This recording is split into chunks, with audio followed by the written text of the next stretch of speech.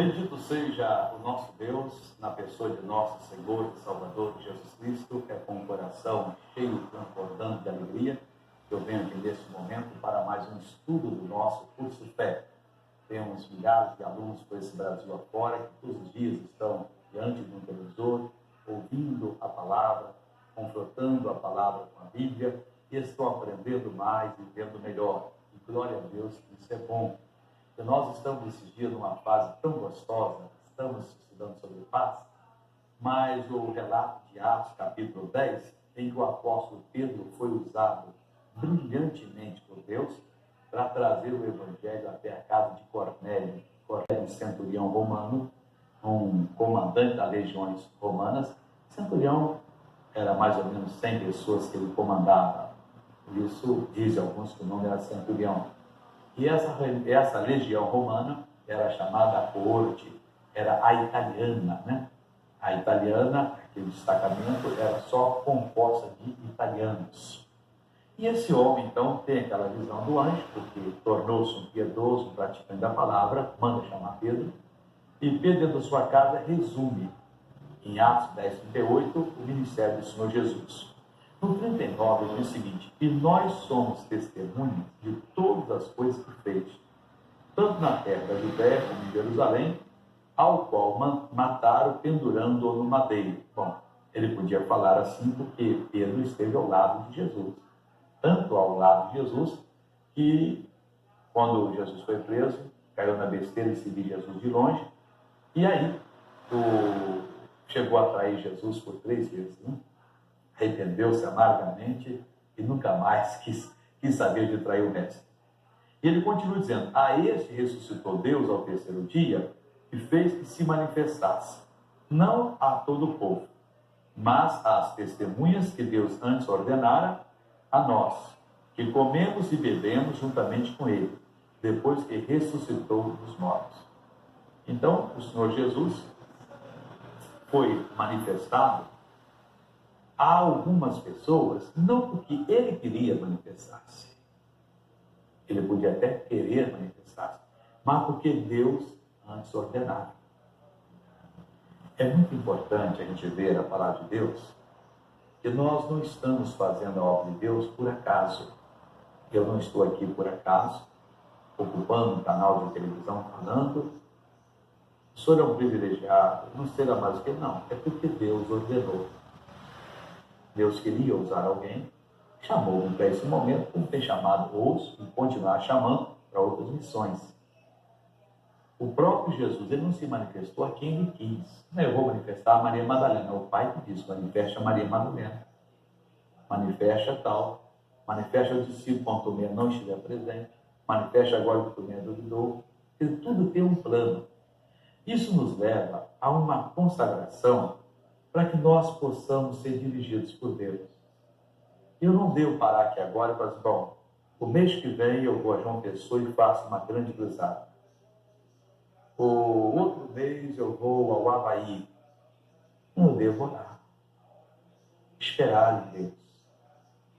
Porque eu até posso ir a certo lugar, e como nós já somos conhecidos, e como é possível fazer uma boa propaganda, se ajuntam pessoas. Mas era o que Deus queria. Eu, por exemplo, uma vez eu fui convidado a uma certa cidade, e era a festa do município, e convidaram. Eu tinha até um convite para participar de uma grande reunião no Rio de Janeiro, para milhares de pessoas. E o cidadão ligou e disse: olha, eu vou ter a festa do município e tal, eu vou pôr milhares de pessoas na rua, eu queria que você viesse a pregar e tal. E convidou. E eu aceitei o convite e fui. Realmente eu tive ali pelo menos 8.000 pessoas, se não mais. Mas não foi aquela coisa marcada por Deus. Eu lembro até que ele reuniu os pastores da cidade, e alguns até mal educados em cumprimentar, né? Como se eu fosse uma pessoa demais, outros educados. E expliquei que eu não tinha ali para dividir com ele, eu tinha ali para somar, que Deus havia me dado o ministério e tal. À noite, a praça estava lotada de pessoas, tinha ali uma cantora evangélica, cantou, e de outras pessoas fizeram discurso, o pastor falou tal, trouxeram a mim, eu dei a palavra que eu tinha que dar. Aconteceu um milagre? Um ou dois, uma meia dúzia, porque não era ali o plano de Deus. Podia até ser para outro pregador, não no meu caso. Podia ser até na outra época, mas não naquele dia. Então a gente tem que orar para nós sermos dirigidos por Deus. Não, mas vai ser muito bom, eu vou fazer isso. Mas é o que Deus quer. Jesus não se manifestou por acaso. Diz aqui a palavra, quer dizer, não a todo o povo, mas às testemunhas que Deus antes ordenara. Deus tem um plano. E é bom que nós nos encaixemos no plano de Deus. Adiantou eu ter milhares de pessoas, eu consegui levá-las a Cristo? Será que hoje tem alguém naquela cidade que lembra exatamente da mensagem? Talvez num caso ou outro, Deus utilizou. Então isso leva-nos a crer aquilo que Hegel fala. O Hegel diz que existe a vontade permissiva e a vontade real de Deus.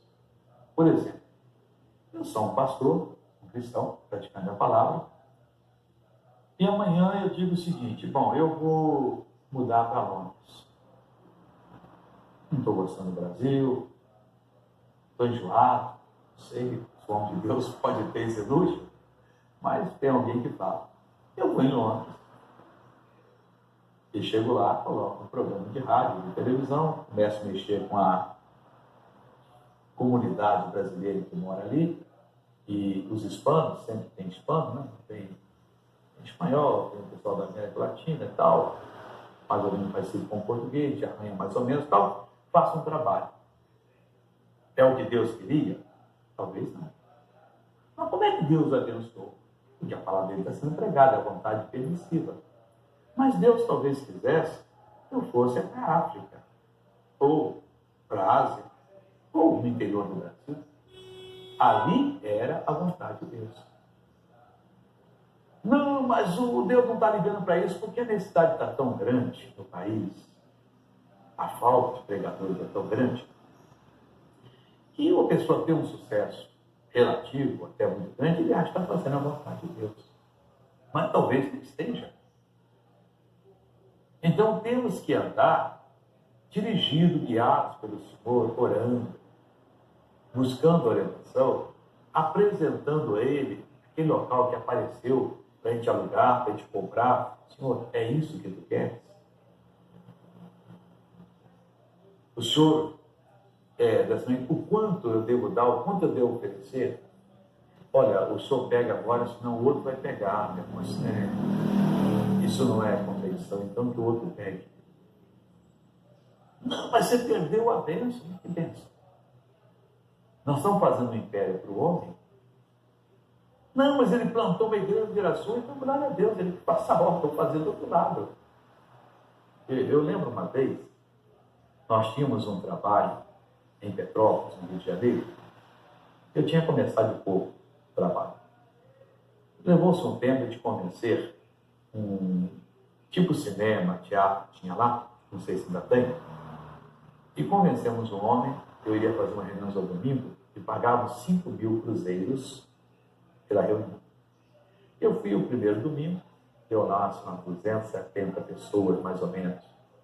E cabia 350, 400 lugares. O povo espalhado, ficou cheio. Para criança, contei só azul. Ficou cheio. Foi uma boa reunião. Nós tínhamos falado que ele queria experimentar 4 semanas. Se fosse bom, nós continuaríamos. Se Deus aprovasse. Ele aceitou. Domingo seguinte, eu fui de novo. Cheguei lá, o povo comentou. Dei a bênção para todo mundo.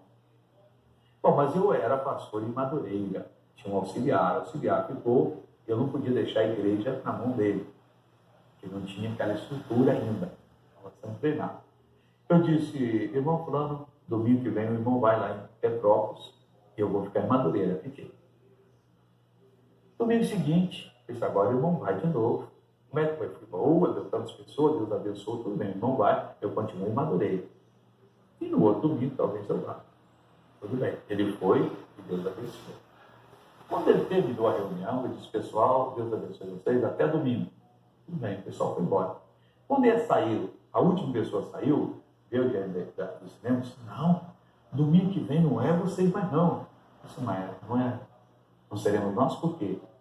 Não, porque o fulano de tal veio cá e pagou 10 mil, vocês pagam 5. O pastor ficou chateado, disse, missionário, eu vou lá domingo, vou ficar em frente à praça, vou segurar o povo. Ele pegou todo o nosso povo. Irmão, o negócio é o seguinte, a obra de Deus, nós não vamos brigar.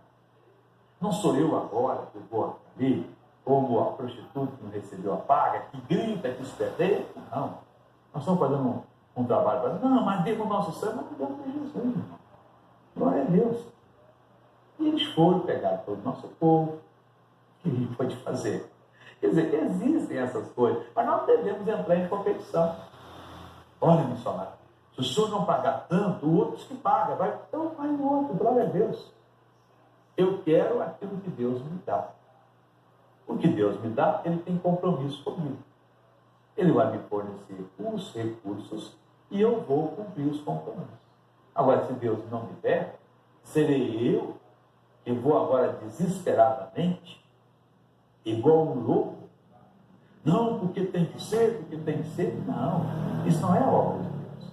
Aqui o apóstolo Pedro disse que essas testemunhas Deus antes ordenara. Jesus não fez nada por vontade dele. E olha, que Jesus era mais sábio que nós, e quanto mais sábio, Jesus, olha, ele era mais santo, e quanto mais santo, poxa, ele não podia ter a decisão? Na obra de Deus, nós somos meros instrumentos. Nós não somos o Senhor da obra de Deus. Se alguém se intitula aí, porque essa obra é minha, eu dei o meu suor, coitado dele, é dele mesmo a obra, e não vai receber recompensa nenhuma do Senhor. Agora, se a obra é de Deus, nós fazemos o reino de Deus. E vamos, então, trabalhar para o reino de Deus, realmente Deus, crescer, e não o reino particular de alguma pessoa. Alguém abriu uma igreja grande, a nossa é pequena, oh, glória a Deus. Se é de Deus, quando isso não é, nós continuamos ali. Se Deus quiser, ele cresça, ele vai crescer, a igreja vai desenvolver. Nós não temos que ficar brigando por quantidade. Nós temos que brigar por fazer a obra de Deus. Está fora da palavra? Nós não queremos. De maneira, não, mas nós podemos usar um artifício, uma artimanha, porque faz assim. Não tem artifício, não tem artimanha. A obra de Deus é uma coisa séria, a obra de Deus se faz na unção do Espírito Santo, a obra de Deus se faz obedecendo ao Pai. Nós não podemos de forma alguma, de maneira alguma, obedecer o inimigo. Nós não podemos abaixar a cabeça e dizer, bem, não, está amarrado em nome de Jesus. Não tenho prata nem ouro, mas que tenho eu te dou. Realmente, nós não podemos falar porque nós temos muita prata e muito ouro. E o outro disse, mas não temos poder, né? E trocou-se as coisas.